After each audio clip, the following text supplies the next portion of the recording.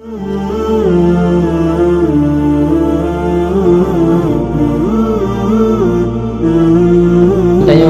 yang hendak menghadiri di saat bersembelih kurban, sebenarnya yang disunatkan bahwa legadanya pada saat bersembelih kurbannya adalah tak saksikan, sebagaimana Rasulullah menyampaikan kepada Aisyah, ishhadi ya Aisyah, saksikanlah kurban-kurban kamu, karena setiap darah yang mengalir daripada kurban sebelum datang, sebelum runtuh, sebelum jatuh ke atas tanah, Allah akan mengampunkan segala dosa-dosa.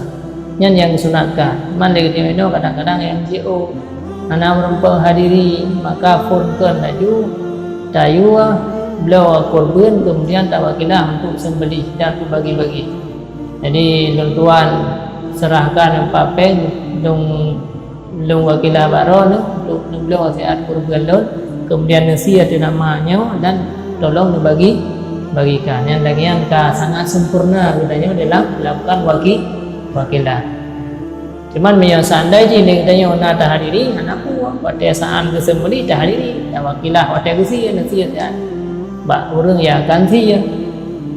Jadi benar anakku wajib dengan cara ini. Jadi tak wakilah untuk tayu beliau dia kami, kemudian untuk tayu sembelih dan juga tayu bagi.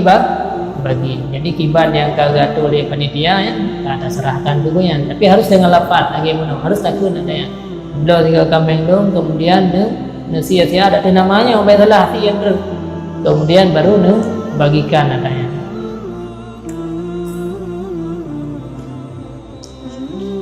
Anak boleh sah. Iya sah. Jadi ada anemia yang golong badai sah, cuman yang lebih baik. Jadi kurbannya bahwa yang dasarnya bahwa dituntut di atas satu keluarga. Dengan dituntut satu keluarganya bahwa nasib pahala kepada yang lain. Maka gedanya dalam keluarga hanya mampu saboh, maka tasya manteng atau nama orang tua. Nah, tapi miatanya memang mampu padung-padung berawat, memang tasya per orang boleh juga. Yang lebih afdal lah. Nah, cuman miasandai tasya saboh atau dalam keluarga, maka hukumnya bisa memberi pahala kepada seluruh anggota keluarga. Maka sialah kelirusi dia orang yang menanggung nafkah adanya. Nah, cuma miana kemudahan tasya limau di dalam rumah mandimau dari tasya, maka itu lebih afdal adanya, lebih gadlah. Jadi anak ukur jawabannya bahwa jati tasya kurban itu ada mian.